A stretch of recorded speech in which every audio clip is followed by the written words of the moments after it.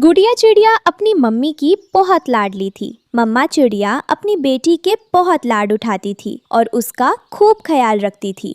मम्मा, कल Meena lunch box में burger लाई थी। मम्मा, मेरा बर्गर खाने का बहुत दिल कर रहा था। मेरी प्यारी बेटी, मैं भी अपनी बेटी को बर्गर ला दूंगी। कल के लंच बॉक्स में मैं आपको बर्गर ही दूंगी। गुड़िया बैग डालती है और स्कूल जाने के लिए निकल जाती है। रानो चिड़िया अपनी बेटी की ख्वाहिश पूरी करने के लिए काम की तलाश में निकलती है। पता नहीं मेरी बेटी का बर्गर खाने का कितना दिल कर रहा है। मैं अभी जाकर कुछ काम करती हूँ, फिर मुझे कुछ पैसे मिलेंगे और मैं अपनी बेटी के लिए बर्गर ले लूंगी। गौरी बहन, अगर आपके घर का कोई काम है तो मुझे बता दें, मैं वह काम कर दूंगी। मुझे पैसों की जरूरत है। हमने पहले ही काम वाली रखी हुई है, कोई काम नहीं है। आ जाती है मुंह उठाकर गरीब पक्षी। चलो मेरे घर से निकलो। रानो निराश होकर वापस जा रही थी कि रास्ते में उसे बुलबुल मिल जाती है, जो फलों की टोकरी के पास दर्द से कराह रही थी। हाय रे, मेरी कमर में बहुत दर्द हो रहा है और अभी ये पूरा ढेर उठाकर घर लेकर जाना है। बुलबुल बहन, अगर मैं आपकी मदद कर दूं तो क्या आप मुझे कुछ पैसे दे देंगी? अरे रानो, मेरी कमर में आजकल बहुत दर्द रहता है। अगर तुम ये फलों की टोकरी मेरे घर पहुंचा दो तो मैं तुम्हें पैसे दे दूंगी। रानो काम पूरा करके पैसे लेती है और घर आती है। वहाँ गुड़िया पहले से मौजूद थी। मम्मा, मेरा बैग कितना पुराना हो गया है। मुझे नया बैग चाहिए। जग्गू के पास इतना सुंदर बैग है। मेरा बैग तो बहुत पुराना है। मैं आज के पैसों से अपनी बेटी के लिए बर्गर लूंगी और फिर कल जो पैसे होंगे उससे आपके लिए नया बैग खरीद लूंगी। आप बहुत अच्छी हैं मम्मा। आप मेरी हर बात मानती हैं, इसीलिए आप मुझे बहुत अच्छी लगती हैं। रानो, तुमने अपनी बेटी को बहुत बिगाड़ रखा है। उसके इतने लाड मत उठाया करो। अपनी बेटी की बेकार ख्वाहिशों को पूरा करने के लिए पैसे जमा करती है। अपने लिए भी कुछ अच्छा खरीद लो। कैसी हालत हुई पड़ी है तुम्हारी। बस मैं चाहती हूँ कि मेरी बेटी जो चाहे उसे वह मिले। मेरी एक ही तो बेटी है। मुझे वही नीला ड्रेस चाहिए। मतलब चाहिए। मीना ने वो ड्रेस कल पार्टी में पहना हुआ था और मुझे बहुत जलन हो रही थी। बेटी, वह इतना महंगा ड्रेस है, मैं भला पैसे कहाँ से लाऊंगी? अब मुझ में वह जान नहीं रही जो पहले हुआ करती थी। गुड़िया गुस्से से नदी की तरफ चली जाती है, जहाँ गौरी कौवी बैठी थी। गुस्से में गुड़िया को देखकर गौरी उसके पास आती है। देखो तो कैसे नाक पर हर समय गुस्सा बिठाए रखती हो। अब क्या हो गया? आंटी गौरी, आपने कल देखा था ना मीना का नीला ड्रेस? वो कितना सुंदर था। मैंने तो बस अपनी मम्मा से वही ड्रेस मांगा है, लेकिन मम्मा मुझे लेकर नहीं दे रही। कहती है वो बहुत महंगा है। अरे गुड़िया, अब तू जवान हो गई है। अपने जलवे दिखा, और अपने जलवे दिखाकर तो तू ये चीजें आसानी से ले सकती है। गौरी आंटी, आप क्या कहना चाहती हैं? मैं समझी नहीं। साफ सा मतलब है, इस जंगल में एक बहुत अमीर पक्षी है और तू तो है भी इतनी सुंदर। अगर उसे कोई जाल में फंसा सकता है तो बस वह तू ही है। आंटी, आप क्या कहना चाहती हैं? मैं सब समझ गई हूँ। बस आप मुझे ये बता दें कि वो अमीर पक्षी मुझे इस समय कहाँ मिलेगा? उसका उठना बैठना उल्लुओं के साथ है। तुम्हें वह उल्लू के पास ही मिलेगा। गुड़िया ये सुनकर लाल पहाड़ियों की तरफ चली जाती है, क्योंकि उसने अक्सर उल्लुओं को वही बैठा देखा था। गुड़िया वहाँ जाती है तो वहाँ 2 उल्लू बैठे थे और उनके साथ एक चिड़ा भी बैठा था। तुम यहाँ क्या कर रही हो? क्या तुम्हें नहीं मालूम अकेली लड़की पक्षी का यहाँ आना ठीक नहीं है? मैं जो चाहूँ मैं कर सकती हूँ। मैं इस जंगल की सबसे सुंदर पक्षी हूँ। वो चिड़ा पक्षी वहाँ से चला जाता है। कुछ समय गुजरता है तो गौरी उसी चिड़े का रिश्ता लेकर रानो के घर पहुँचती है। लेकिन गौरी बहन, मैं तो कभी उस चिड़े या फिर उसके घर वालों से मिली भी नहीं हूँ। मैं भला अपनी बेटी का रिश्ता उसके साथ कैसे कर सकती हूँ? चुपचाप रिश्ता कर दे। बहुत अच्छा घराना है, अमीर है, अपनी जमीनें हैं, अच्छा लड़का है। और तुझे क्या चाहिए? मैं कह रही हूँ ना। इतने में गुड़िया भी वहाँ आ जाती है। मम्मा, गौरी आंटी ने मुझे वो पक्षी दिखाया था। मुझे भी वो बहुत पसंद है। मैं बस उसी से शादी करूंगी। अगर मेरी बेटी को पसंद है तो ठीक है। गौरी बहन, आप लड़के वालों से कह दें कि हमारी तरफ से हाँ है। फिर कुछ दिनों बाद ब्याह कर ले जाते हैं। उस घर में गुड़िया का पहला दिन था। गुड़िया की सास गुड़िया के पास आती है और उससे कहती है, अरे बहू रानी, तुम अभी तक सोई पड़ी हो? चलो चलो उठो, घर के बहुत काम है करने को। सासू माँ, मैं घर में कोई काम नहीं करती थी, सब काम मेरी मम्मा ही करती थी। और वैसे भी हम तो इतने अमीर हैं, घर में नौकरानियाँ तो होंगी काम करने को। पैसे कोई पेड़ों पर नहीं उगते, पता है कितनी मेहनत लगती है कमाने में, और हम लोग नौकरानियां रख लें? वाह बेटी वाह, अभी तक घर के सारे काम मैं ही करती थी, लेकिन अब तुम आ गई हो, आज से तुम यह काम करोगी। मैं नहीं करूँगी कोई काम, ना मैंने कभी किया है और ना अब करूँगी। गुड़िया का पति भी वहाँ आ जाता है। देखे, आपकी माँ जी मेरे से किस तरह बात कर रही है। कह रही है कि मैं घर के काम करूं, मैं कोई काम नहीं करूंगी। देखो गुड़िया, घर के काम करना एक अच्छी पत्नी की जिम्मेदारी है। माँ जैसा कहती हैं वैसा करो, वरना तुम्हारे लिए अच्छा नहीं होगा। राजू बहुत गुस्से में ऐसा कहकर घर से चला जाता है। गुड़िया चुपचाप काम करने लग जाती है। वो झाड़ू लगाती है, बर्तन धोती है, घोंसलों की सफाई करती है और थक कर अपने कमरे में आ जाती है। उसकी सास भी पीछे ही आ जाती है। घर की सफाई तो हो गई बेटी, अब खाना कौन बनाएगा? चलो जल्दी रसोई में जाकर भोजन बनाओ, बड़ी भूख लगी है। मैंने काम कर दिया, इतना ही बहुत है। मैं भोजन नहीं बनाऊंगी अब, समझी तुम? गुड़िया की सास एक जोरदार थप्पड़ गुड़िया के मुंह पर लगाती है। बड़ों से बात करने की तमीज नहीं है तुम्हें? यह किस तरह बात कर रही हो तुम मुझसे? तुम कहकर बुलाते हैं सास को, जाकर रसोई में खाना बनाओ। गुड़िया रोते हुए रसोई में चली जाती है। फिर एक दिन गुड़िया अपनी माँ से मिलने घर आती है। बेटी, तुम इतनी कमजोर कैसे हो गई हो? क्या वह लोग तुमसे अच्छा व्यवहार नहीं करते? अगर कुछ मसला है तो मुझे बताओ, मैं तुम्हें वापस ले आऊंगी। तुम मुझ पर बोझ नहीं हो मेरी बेटी।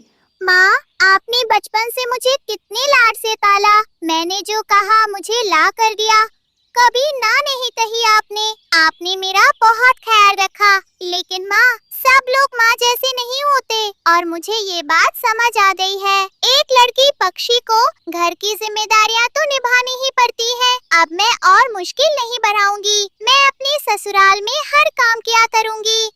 मुझे तो विश्वास नहीं हो रहा कि तुम मेरी वही छोटी गुड़िया हो जो हर छोटी बात पर जिद करती थी। अच्छा माँ, अब तो मैं घर आ गई हूँ। अब मैं भोजन नहीं बनाऊंगी, मुझे बहुत भूख लगी है। जल्दी से मेरे फेवरेट राजमा चावल बना ले। मेरी प्यारी बच्ची, हमेशा ऐसे ही खुश रहो। लेकिन अगर तुम्हें ससुराल में कोई भी तंग करे तो तुम्हारी माँ अभी जिंदा है। तुम जब चाहो इस घर में वापस आ सकती हो। मेरा सब कुछ वह तुम्हारा ही तो है। गुड़िया की आंखों में आंसू आ जाते हैं और वो अपनी माँ के गले लग जाती है। प्यारे दोस्तों, ये कहानी आपको कैसी लगी कमेंट में जरूर बताएं। और प्यारे दोस्तों, इस कहानी को लाइक, अपने दोस्तों के साथ शेयर और चैनल को सब्सक्राइब करना बिल्कुल मत भूलना। आपका धन्यवाद। गर्मी तो धीरे धीरे बहुत बढ़ती जा रही है। अगर मैंने अभी से तैयारी नहीं की तो बाद में बहुत मुश्किल हो जाएगी। सर्दियों में तो मैंने भुट्टे की खेती की थी, लेकिन गर्मियों में मैं किस चीज की खेती करूं? रानो चिड़िया यही सोच रही थी कि तभी वहाँ कालू कौआ आ जाता है। क्या सोच रही हो रानो बहन? बड़ी गहरी सोच में लग रही हो। कालू भैया, मैं गर्मियों में किसी चीज की खेती करने का सोच रही हूँ। गर्मी दिन ब दिन बढ़ती जा रही है। अगर हम अभी से कुछ उगा लेंगे तो गर्मियों में आराम से घर बैठकर खा सकेंगे, वरना इतनी गर्मी में रोज रोज भोजन ढूंढने कौन जाएगा? हाँ रानो, बात तो तुम ठीक कह रही हो। मैं भी कोई खेती करने का सोच रहा था। तो फिर क्यों ना हम दोनों मिलकर खेती करें। जब फसल तैयार हो जाएगी तो हम उसे आधा आधा बांट लेंगे। अरे वाह रानो बहन, ये तो बहुत अच्छी बात कही तुमने। मैंने तो ऐसा सोचा ही नहीं था। फिर दोनों बैठकर सोचने लगे कि गर्मियों में कौन सी चीज की खेती करनी चाहिए। तभी रानो के दिमाग में खरबूजे की खेती करने का विचार आया। कालू भैया, क्यों ना हम खरबूजे की खेती करें? गर्मियों में खरबूजे बहुत अच्छे लगते हैं। हाँ रानो, गर्मी में ठंडे ठंडे खरबूजे खाने का तो मजा ही अलग है, लेकिन इसके लिए हमें खरबूजे के बीज चाहिए होंगे। क्या तुम्हारे पास बीज हैं? मेरे पास तो बीज नहीं है, लेकिन मुझे याद है माँ ने बताया था कि उनके पास खरबूजे के बीज रखे हुए हैं। मैं अभी जाती हूँ और उनसे पूछकर आती हूँ। हाँ हाँ रानो, तुम जल्दी जाओ और बीज लेकर आओ। मैं तब तक जंगल में खेती के लिए कोई अच्छी जमीन देखता हूँ। रानो चिड़िया अपनी माँ से बीज लेने चली जाती है और कालू कौवा खेती के लिए जमीन देखने जंगल की तरफ निकल जाता है। माँ, आपने एक बार बताया था कि आपके पास खरबूजे के बीज हैं। मैं सोच रही थी कि गर्मियों में खरबूजे की खेती करूं। हाँ बेटी, ये तो तुमने बहुत अच्छा सोचा है। मेहनत करोगी तो फल भी बहुत अच्छा मिलेगा। रुको, मैं अभी तुम्हारे लिए बीज लेकर आती हूँ। रानो की माँ उसे खरबूजे के बीज दे देती है। धन्यवाद माँ, अब मैं बहुत मेहनत से खेती करूंगी। रानो चिड़िया अपनी माँ से बीज लेने चली जाती है और कालू कौवा खेती के लिए जमीन देखने जंगल की तरफ निकल जाता है। माँ, आपने एक बार बताया था कि आपके पास खरबूजे के बीज हैं। मैं सोच रही थी कि गर्मियों में खरबूजे की खेती करूं। हाँ बेटी, ये तो तुमने बहुत अच्छा सोचा है। मेहनत करोगी तो फल भी बहुत अच्छा मिलेगा। रुको, मैं अभी तुम्हारे लिए बीज लेकर आती हूँ। रानो की माँ उसे खरबूजे के बीज दे देती है। धन्यवाद माँ, अब मैं बहुत मेहनत से खेती करूंगी। रानो बहुत समझदार और मेहनती थी, लेकिन कालू कौवा बहुत आलसी और चालाक था। वो चाहता था कि बिना मेहनत किए उसे खरबूजे मिल जाए। अगली सुबह रानो और कालू खेत पर पहुंचते हैं। अरे कालू भैया, आप फावड़ा क्यों नहीं लाए? आज तो हमें खुदाई शुरू करनी थी। रानो बहन, मैं क्या बताऊं, मेरी तबीयत बहुत खराब है। ऐसा करते हैं, आज का काम आप कर लीजिए, कल मैं सारा काम कर दूंगा। अच्छा कालू भैया, अगर आपकी तबीयत खराब है तो आप आराम कर लीजिए, मैं आज का काम कर लेती हूँ। कालू कौवा बहाना बनाकर वहाँ से चला जाता है। तेज धूप और गर्मी में रानो अकेली ही पूरी जमीन की खुदाई करती है, बीज बोती है और नदी से पानी लाकर खेत को पानी देती है। बहुत मेहनत हो गई, लेकिन अब खेत तैयार हो गया है। अब रोज समय पर पानी देना होगा। शाम को रानो कालू कौवे के घर जाती है। वहाँ कालू आराम से मीठा फल खा रहा होता है। कालू भैया, अब आपकी तबीयत कैसी है? जैसे ही कालू रानो को देखता है, वो जल्दी से अपना सिर पकड़कर बैठ जाता है। अरे रानो बहन, आप आ गईं। मेरे सिर में बहुत दर्द हो रहा था। अभी तोता मुझे ये मीठा फल देकर गया था, बस वही खा रहा था। अच्छा कालू भैया, मैं आपको बताने आई थी कि खेत में बीज बो दिए हैं, अब बस रोज समय पर पानी देना है। हाँ हाँ रानो, तुम बिल्कुल चिंता मत करो, पानी देने का काम मैं देख लूंगा। ठीक है कालू भैया, मुझे आप पर भरोसा है। अगली सुबह रानो फिर खेत की तरफ उड़ती है। रास्ते में उसे कबूतर मिलता है। कबूतर भैया, आजकल क्या कर रहे हो? बस रानो बहन, गर्मी से बचने के उपाय सोच रहा हूँ। बहुत गर्मी हो गई है। मैंने और कालू भैया ने मिलकर खरबूजे की खेती शुरू की है। रानो, कालू बहुत चालाक है। तुम उस पर आंख बंद करके भरोसा मत करना। ऐसा न हो कि वह तुम्हारे साथ कोई चालाकी कर जाए। नहीं कबूतर भैया, कालू भैया ऐसे नहीं हैं। उन्होंने कहा है कि वह मेरी मदद करेंगे। रानो यह कहकर खेत की तरफ चली जाती है, लेकिन जब वो खेत पर पहुंचती है तो कालू आज भी वहां नहीं आया होता।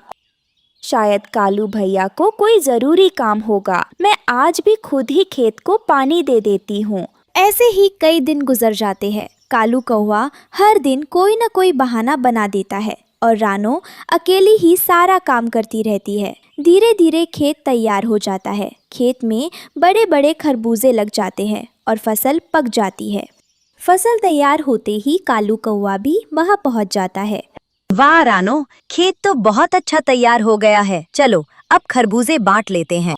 हाँ कालू भैया, आखिर हमारी मेहनत रंग लाई। दोनों खरबूजे तोड़ने लगते हैं। कालू जल्दी जल्दी बहुत सारे खरबूजे तोड़ लेता है, जबकि रानो ने अभी सिर्फ 2 खरबूजे ही तोड़े होते हैं। चलो रानो, जो खरबूजे मैंने तोड़े हैं वे मेरे, और जो तुम्हारी तरफ है वे तुम्हारे। नहीं कालू भैया, यह सही नहीं है। आप बहुत ज्यादा खरबूजे ले रहे हैं और मुझे बहुत कम दे रहे हैं। मुझे भी बराबर का हिस्सा चाहिए। और सच तो यह है कि खेत में ज्यादा काम मैंने किया है। छोटी चिड़िया, ज्यादा चोंच मत चलाओ। ये खरबूजे मेरे हैं और मैं इन्हें लेकर जाऊंगा।